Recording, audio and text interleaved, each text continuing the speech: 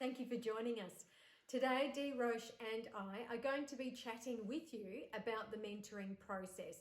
And in fact, we have two snack videos ready to go in terms of talking about the mentoring process. But today specifically, we really want to focus on a mentoring environment and what that looks like. So I'm just going to say hello to Dee. Dee, how are you Nancy. today? Hi, everyone.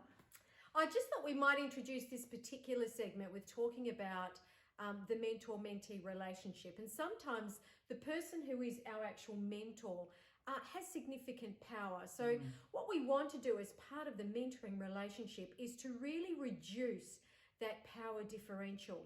And so I'm going to invite you, Dee, let's talk about the environment and how that can be a mitigating factor in reducing that power differential. Well, that's a really important point. And I think we need to understand we need to create a positive mentoring environment. And so what does that really mean?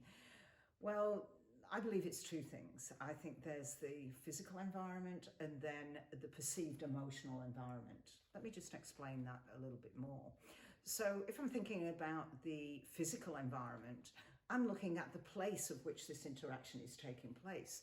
I'm looking at my access to that. I'm talking about feeling safe in that environment, and I'm looking at the location that suits both myself and the mentee, for example. And I think the physical environment, and I'll talk about that a little bit more in terms of one of the big no-nos is to be in your own workplace, and there's a power differentiation, and I think we've talked about that in the past, and we can explore that a little bit more later.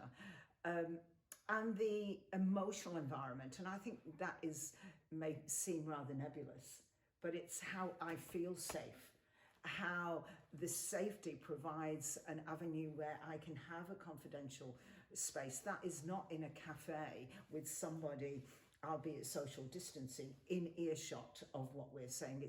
And again, it goes back to those two irrefutable facts that we talk about: mutual accountability and confidentiality. So as you can see, Nancy, it's not too overbearing. We need to understand that to develop that feeling of safety.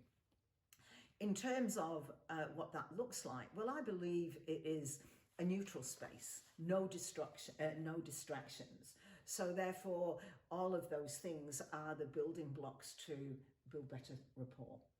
I agree with you, Dee. Certainly with all the mentoring connections that I've had with people have always been off-site. We've never, ever been on-site just because of the distractions. But there's also a psychology aligned with that. When you're on-site, you haven't moved away from the office. So it's important to find a location. And I agree, a cafe where people can hear things is not necessarily the right place, but there are lots of places. And again, it's one of those parameters that you need to frame with or between mentor and mentee.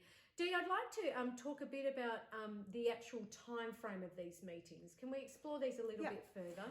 Great question. And one of the things I think, just as a rule of thumb, at least say once a month is sufficient. And the reason I'm saying once a month, and no more than an hour. Really no more than an hour.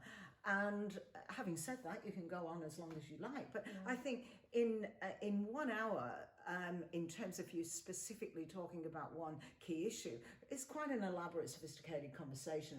And so in that sense, 1 hour every month, for example, and why I say every month rather than every week or every fortnight is the learnings are really the insights, more to the point, that one gains during that month or a period of time gives us some time for gracious reflection and work on those things. In actual fact, that really links into the takeaways I've had from this meeting. What can I build on is a link for an open book for the next conversation, if that makes sense. So rather than every week, again, the caveat is what is mutually acceptable to both. But in terms of the real process itself, we've got to have time for that critical reflection and building on those things, which then garners great discussions for the next time we meet. Agreed. The one thing I do want to be very emphatic about, Dee, is if we make a commitment to turn up for a meeting, then we actually need to turn up. Certainly, I've had to deal with a number of circumstances where commitments have been made and people have not turned up, and it just takes away from the essence of the mentor and mentee relationship. So something very pertinent there, I think. Well, I think you have just touched on one of the key things, which is, and there's always been a confusion when I say this in a training session, time is a value. Yes. And it also is one of respect of the relationship itself. And so I absolutely key thing that you've mentioned there. Thank you. Yeah. One more thing though, we've talked about time frame and we've talked about the importance of a safe location and feeling safe to share. Meeting structure, because that varies, doesn't it, with the relationship that you have, right? Absolutely. Having said that, it does differ, but even if it's an informal mentoring or one of the structured programs, I still have a certain framework that I would use, which is preparation, preparation, preparation. And I think it goes back to what I was saying about the time frame. It's that reflection time. Then that reflects on what do I need to work, if from the mentee perspective, what do I need to work on?